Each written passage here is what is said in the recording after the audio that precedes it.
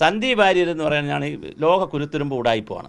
KPCCയുടെ general secretary ആയി. അയാൾ KPCCയുടെ general secretary ആയതിനു ശേഷം പക്വതയോട് സംസാരിക്കണ്ടേ? പിന്നെയും അദ്ദേഹം പക്ഷേ മറ്റൊരു പാർട്ടിയെ പ്രതിപക്ഷമില്ല ബഹുമാനമില്ലാതെ വന്നിരുന്ന് അങ്ങ് അലക്കി വെളുപ്പിക്കും. അങ്ങനെ ഒരാളാവാൻ പാടില്ല. നമ്മൾ നേതൃത്വ സ്ഥാനത്ത് എത്തിയല്ലോ, ഇയാൾ നാളെ മന്ത്രിയായാലോ ഇത് തന്നെ ആയിരിക്കും സ്ഥിതി. പക്ഷേ അയാളുടെ ഒരു ഉടായ്പ ഇതിനകത്ത് കിടപ്പുണ്ട്. അയാളാണ് ഈ അഡ്വക്കേറ്റ് ദീപ ജോസഫിനെ സംഘത്തിനെയൊക്കെ ഒന്ന് സംഘടിപ്പിച്ച് ബഹളം ഉണ്ടാക്കി. അയാൾ ആദ്യം ഈ അതിജീവിതയോടൊപ്പം നിൽക്കുന്ന കല്യാണ ഫോട്ടോ ആദ്യം ഇടുന്നു. എടാ ഞാൻ കല്യാണ ഫോട്ടോ ഇട്ടിട്ടുണ്ടെന്ന് രാഹുൽ ഈശ്വറിനോട് വിളിച്ച് പറയുന്നു. അവിടെ രാഹുൽ ഈശ്വർ പറയുന്നു എങ്കിൽ പിന്നെ ഞാൻ തട്ടിക്കോളാന്ന് പറഞ്ഞ് രാഹുൽ ഈശ്വർ തട്ടുന്നു. സന്ദീപ് വാര്യരുടെ ഫേസ്ബുക്കിൽ കിടക്കുന്ന ഫോട്ടോയിൽ പറയുന്ന ആളാണ് അതിജീവിതം എന്നൊക്കെ പറഞ്ഞാൽ തൊട്ട് കാണിക്കുന്നതിന് പകരം തുപ്പി കാണിക്കുക എന്ന് പറയും. നമ്മൾ പേര് പറയുന്നത് തുപ്പി കാണിക്കുക എന്നൊക്കെ പറയും കൊച്ചു പിള്ളേർ കളിക്കുമ്പോൾ. അതുപോലെ പറയാതെ ഐഡന്റിറ്റി കിട്ടുന്ന നിലയിൽ രാഹുൽ ഈശ്വർ വേല കാണിച്ചിട്ടുണ്ട്. ഇതാണ് അയാളുടെ പേരിലുള്ള ഒരു പ്രധാന ആരോപണം കോടതിയിൽ വരുന്നത്. അപ്പോൾ അയാൾ എന്ത് ചെയ്തു? ഇങ്ങനെ പറഞ്ഞപ്പോൾ ഈ പിള്ളേരെല്ലാം എന്ത് ചെയ്തു? വെട്ടുക്കിളികളെല്ലാം എവിടെ കയറി? ഫേസ്ബുക്കിൽ കയറി അതെടുത്തോണ്ട് പോയി.